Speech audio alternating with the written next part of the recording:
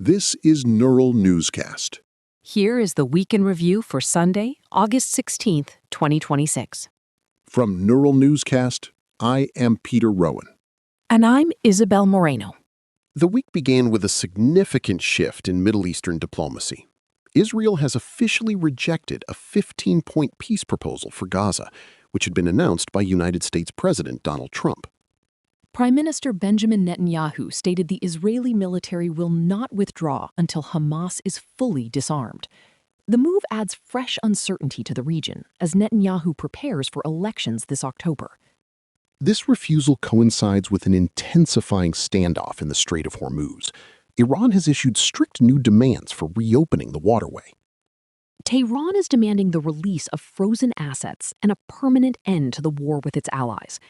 President Trump has described the current diplomatic window as a last-chance ultimatum. The friction pushed Brent crude prices up 5% earlier this week, reaching over $87 a barrel. Meanwhile, the United States Navy continues Operation Economic Fury. We also learned that over 1,500 United States troops and their families have been evacuated from the naval base in Bahrain since the conflict with Iran escalated in February. Admiral Carl Thomas indicated that a return to Bahrain is unlikely in the near future. The evacuation leaves many military families in temporary housing across the United States.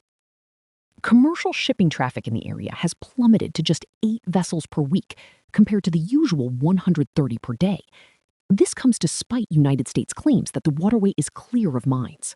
Regional instability was further complicated by Houthi strikes on Saudi oil facilities and the sinking of an Indian-flagged cargo vessel in the Red Sea.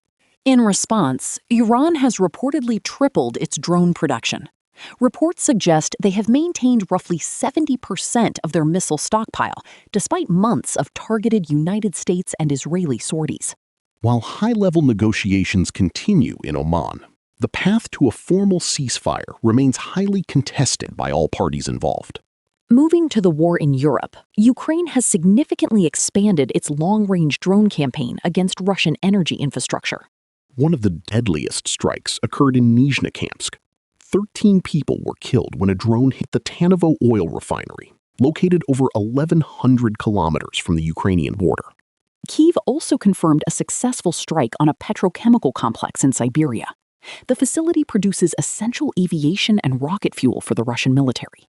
President Zelensky framed these operations as a response to intensified Russian bombing and the reported arrival of North Korean reinforcements for Moscow's forces. Earlier this week, another massive strike hit the Russian port of Novorossiysk. It damaged critical grain export terminals and the last major naval base on the Black Sea. Beyond the battlefield, the White House has identified a sophisticated transshipment network involving 40 countries. The network is allegedly helping China evade billions in United States tariffs. Trade advisor Peter Navarro noted that repackaged cargo moving through Canada and Mexico could be costing the United States up to $300 billion in lost revenue. Washington is now deploying artificial intelligence tools to identify this fraud ahead of a planned summit between President Trump and Chinese leader Xi Jinping in September. We are also tracking the aftermath of the natural disasters that struck South America earlier this week. A 7.4 magnitude earthquake struck Cali, Colombia, leaving at least 132 people dead and damaging schools and residential districts. This tremor is considered the strongest to hit Colombia in the 21st century. Rescue teams are still working to reach remote areas. The event has been particularly traumatic for refugees from Venezuela. The death toll from the June 24th twin quakes there was officially updated this week to 6,300 people. The humanitarian crisis remains acute. Many survivors in coastal regions like La Guaira are still searching through rubble for missing family members. Meanwhile, eastern Japan is dealing with its own catastrophe after record-breaking rainfall in the Chiba prefecture killed at least 8 people. The deluge cut power to 20,000 households. Thousands of travelers were left stranded at Tokyo's Narita airport after precipitation tripled the monthly average in just hours. In the West Bank, the United Nations is warning that the situation in Qusra is reaching a breaking point as Palestinian families remain under a siege by Israeli settlers.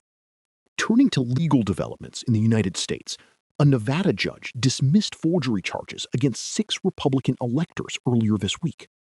Judge Mary Kay Holthus ruled the state failed to prove fraudulent intent, though the Nevada Attorney General has already announced plans to appeal the decision. This dismissal follows similar setbacks for prosecutors in other states who have attempted to penalize alternative elector slates from the 2020 election. In Los Angeles, a grand jury has indicted Nick Reiner on murder charges. The indictment follows the deaths of his parents, Rob Reiner and Michelle Singer Reiner. In Thailand, the government is ordering tougher gun control enforcement. This follows a confession from a former lawmaker who shot a local official during a live YouTube broadcast. The tech sector saw significant movement this week. Intel announced a $15 billion stock sale to fund new artificial intelligence infrastructure. Trump Media and Technology Group reported a quarterly loss of $238 million. The company also launched a new data service for high-frequency traders. Meanwhile, Twitch is facing a backlash after revealing it uses creator content for AI training by default. Their product officer stated the move is necessary for developing new features. In India, Tata Group chairman N. Chandrasekaran announced his resignation. The move follows a power struggle between the conglomerate's commercial and charitable arms. In arts and entertainment, veteran singer Rod Stewart has canceled his United States tour dates. He is recovering from a routine heart procedure to insert a coronary stent.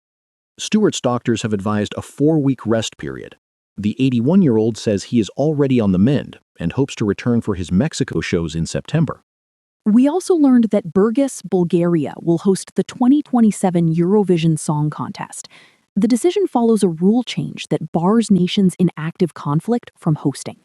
Finally, NFL star Travis Kelce shared public details regarding his July wedding to Taylor Swift at Madison Square Garden. It has been a week of heavy headlines, from natural disasters to major diplomatic shifts. We will continue to monitor the humanitarian recovery in Colombia and the ongoing energy standoff in the Middle East. From Neural Newscast, I'm Isabel Moreno.